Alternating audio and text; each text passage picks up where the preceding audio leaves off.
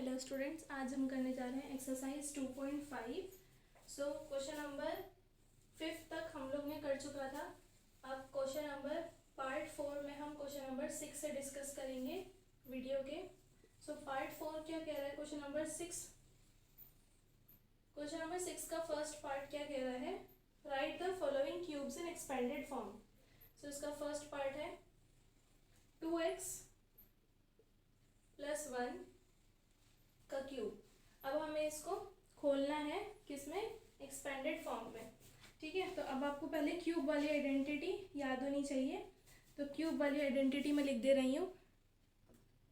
Here the identity is, यहाँ पे क्या कह रहा है ये कि पहले आपको x का क्यूब करना है, देन y का क्यूब प्लस 3xy और x + y। तो हमारे x है ये और y है हमारी ये वाली term.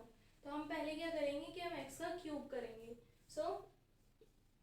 2x cube plus 1 cube, 1 is y, then 3xy plus 3xy और ब्रैकेट में x + y। तो x और y है हमारा 2x 1 और x + y क्या हो गया? 2x + 1। 2x का क्यूब क्या होगा यहाँ पे?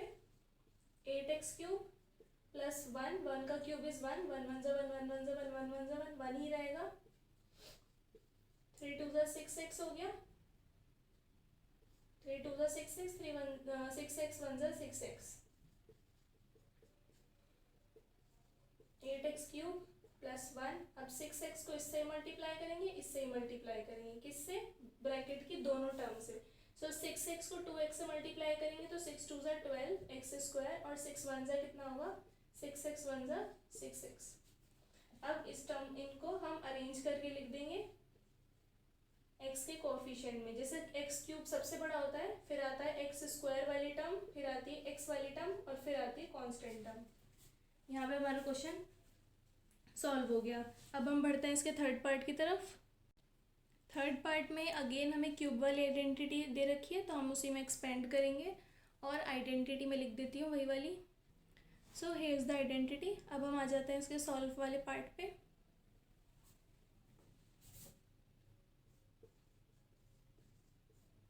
एक्स क्यूब, ये है हमारा पूरा एक्स टर्म, ये है हमारी पूरी वाई टर्म। तो X cube plus Y cube plus 3xy और ब्रैकेट में x + y।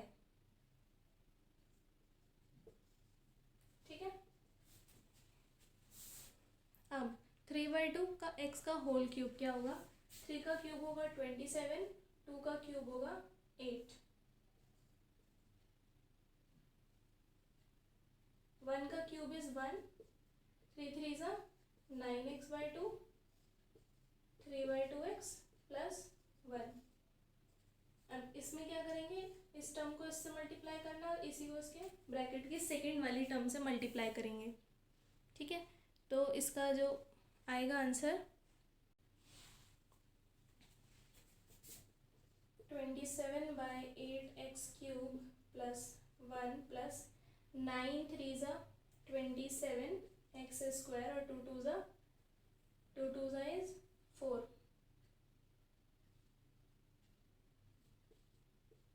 और 9 यहाँ पे इसको 1 से मल्टीप्लाई करेंगे तो वही आएगा 9x/2।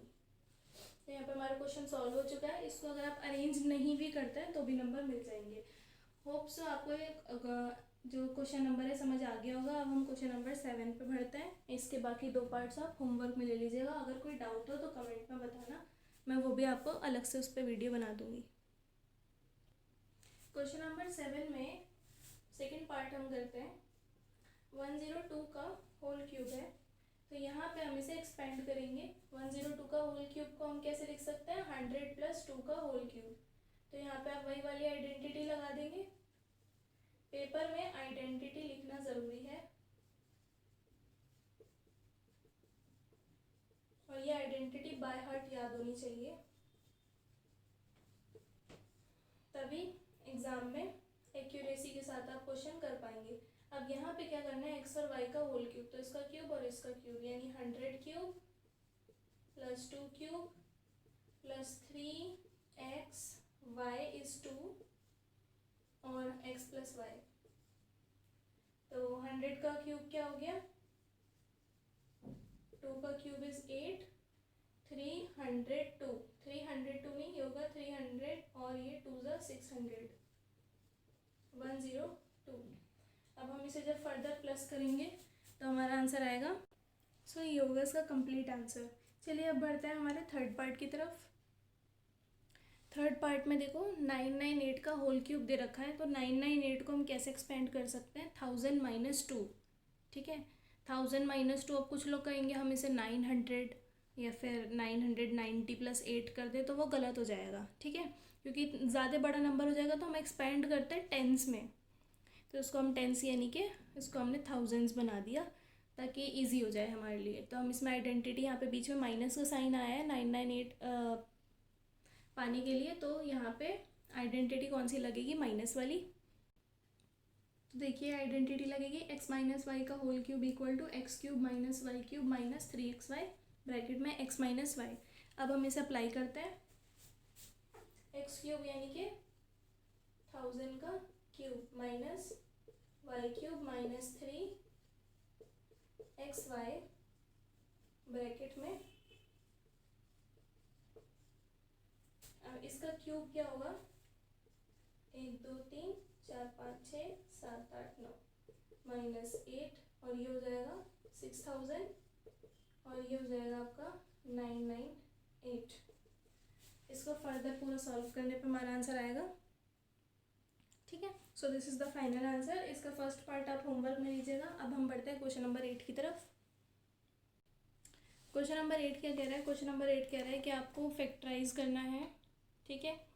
फैक्टराइज करना है किसको, ये देखो क्यूब वाली आइडेंटिटी है। पहली बात तो फैक्टराइज का मतलब क्या होता है, फैक्टराइज का मतलब होता है छोटा करना है, एक्सपेंड का उल्टा है ये फैक्टराइज, यानी उसको फैक्टर्स में दिखाना, ठीक है।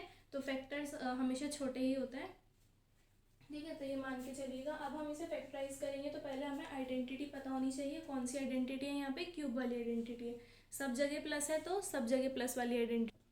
अब हमने वाली आइडेंटिटी लिख दी है यहाँ पे, लेकिन ये इस तरह की तो आइडेंटिटी है नहीं, तो अभी मैं कंटिन्यू करती हूँ। यहाँ पे बुक में देखोगे आप और करके लिखा होगा कि इस आइडेंटिटी को हम ऐसे भी लिख सकते हैं। कैसे लिख सकते हैं, जब हम 3xy को अंदर अंदर इंटू कर देंगे, तो जब 3xy पहले x से इंटू होगा तो 3x² y हो जाएगा, और जब y से इंटू होगा तो 3xy² हो जाएगा, ठीक है।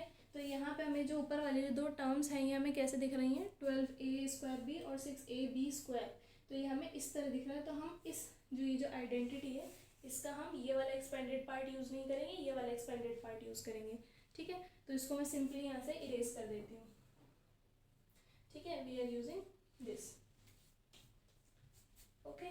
तो यहाँ पे अब हम क्या करेंगे, x³ + y³ + 3x²। अब हमें यहाँ पे तुम्हें शो करना है कि ये जो इसका एक्सपेंशन है और ये एक्सपेंशन सेम है, ठीक है, this belongs to same identity.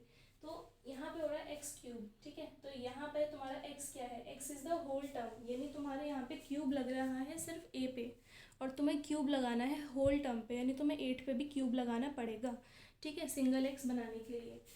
तो 8 पे क्यूब लगाने के लिए मुझे 8 को 2 बनाना पड़ेगा। तो अगर मैं 2x का होल क्यूब कर दूँ, सॉरी x के लिए क्या आएगा a, अगर मैं 2a का होल क्यूब कर दूँ तो क्या होगा, खोल के क्या हो जाएगा, 8a³ बन जाएगा, ठीक है। इसी तरह b को कैसे लॉक करूँ, ऐसे b का क्यूब बन गया, ठीक है। सिमिलरली अब तुमने देखो यहाँ पे x और y का क्यूब बना लिया, तो ये नहीं, इसमें कोई टेंशन नहीं लेनी है। ये क्या कह रहे हैं, 3x² और प्लस 3xy², x² और 3y², ये कह रहे हैं, ठीक है। अब तुमने x और y जान लिया है, तो x क्या है 2a इस एक्सपेंशन के हिसाब से, और y क्या है b, ठीक है। तो 3x², x इज हमारा 2a, y क्या है हमारा b,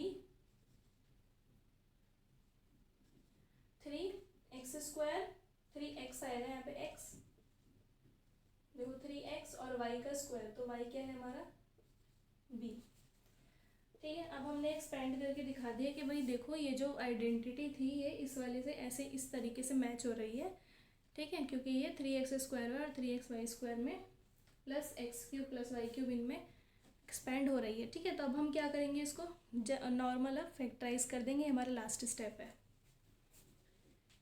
फैक्टराइज करने के लिए क्या करेंगे, देखो इतनी बड़ी आइडेंटिटी क्या रिजल्ट दे रही है, छोटा सा x प्लस वाई का होल क्यूब। तो हमारे यहाँ पे x क्या था 2, देन हमारा y क्या था b, तो 2a प्लस b का होल क्यूब। तो ये हो गया हमारा फाइनल फैक्टराइज, ठीक है। एक बार ध्यान से देखोगे इसे दोबारा दोबारा तो समझ आएगा, ठीक है। फैक्टराइज एक बारी में नहीं आता, फैक्टराइज बार बार प्रैक्टिस करने से आता है, ठीक है। अब हम इसका एक और पार्ट ले लेते हैं। हाँ जी, यहाँ पर देखो, तो अब हमें क्या फैक्टराइज करना है यहाँ पे। अब देखो ये क्यूब वाली आइडेंटिटी लग भी रही है और नहीं भी लग रही, क्योंकि देखो सिर्फ p का क्यूब है यहाँ पे और किसी चीज़ का क्यूब है नहीं, तो हम y क्या लेंगे, ठीक है। तो यहाँ पे हम कैसे लेंगे y, पहली बात तो ये क्यूब वाली आइडेंटिटी है, स्क्वायर वाली है नहीं। स्क्वायर वाली आइडेंटिटी में कोई भी क्यूब वाला टर्म आता नहीं है, तो फिर हम यहाँ पे वही आइडेंटिटी लिख देंगे। देखो माइनस माइनस आ रहा है ना, इसका मतलब ये माइनस वाली आइडेंटिटी है। यूजिंग आइडेंटिटी कौन सी जी, माइनस वाली। एक सेकेंड, x माइनस वाई का whole cube equal to X cube minus 3x square Y plus 3xy square minus Y cube, ठीक है। इसमें हम ये वाली चूज करेंगे आइडेंटिटी। अब देखो यहाँ पे क्या है, this is x cube, this is y cube. अब ये y क्यूब कैसे हो सकता है, तो थोड़ा मैं अरेंज करके लिख देती हूँ इन टर्म्स को। आइडेंटिटी में मैं y क्यूब को x के पास भेज देती हूँ और ये जो टर्म्स थी इन्हें साइड में, ऐसे हम कर सकते हैं, अरेंज कर सकते हैं टर्म्स को, ठीक है। y को इधर भेज दिया, क्लियर। अब आगे हमारा क्या स्टेप है, अगला हमारा स्टेप होगा यहाँ पे इसको फैक्टराइज करना। तो x cube, this is not a proper x cube, तो उसको हम पूरा प्रॉपर क्या, पूरे पे क्यूब लगाने के लिए मुझे 27 को छोटा करना पड़ेगा। 27 को मैंने छोटा कर दिया ताकि पूरे पे क्यूब आ जाए, ठीक है। एक सेकेंड जरा, तो यहाँ पे पूरे पे क्यूब आ जाए। माइनस वाई क्यूब, वाई कैसे करेंगे, 1/6 क्यूब माइनस, अब 1/6 का जब मैं क्यूब करूँगी तो वापस 1/216 आएगा। So this is Y cube, ठीक है। ये पूरी एक्स टर्म है, X cube minus Y cube. अब हमें क्या बनाना है, 3xy वाली टर्म्स। तो 3xy वाली टर्म्स के लिए टेंशन नहीं लेते, एक्स और वाई बन गया ना, बस 3x square Y 3xy square, bracket बना दो, ठीक है। सिंपल लिख दो इसमें जो भी तुम्हें लिखना है, जो x और y है। यहाँ पे x है 3p, y है 1/6, x है 3p, y है 1/6। अब हमने यहाँ पे एक्सपेंशन करके दिखा दिया कि भाई देख लो इस तरह दिखता है ये क्यूब वाली identity. Now we are about to factorise it, ठीक है। फैक्टराइज के लिए क्या करना पड़ता है, हमें इस एक्सपेंशन को छोटा बना लेना है। x माइनस वाई का क्यूब क्या हो जाएगा, x है हमारा 3p माइनस वाई क्या है हमारा 1/6, इसका होल क्यूब हो गया। दैट्स ऑल, यहाँ पे हमारा खत्म हो गया, हमने फैक्टराइज कर लिया, ठीक है। तो नेक्स्ट वीडियो में हम करेंगे क्वेश्चन नंबर 9 से। Thank you so much.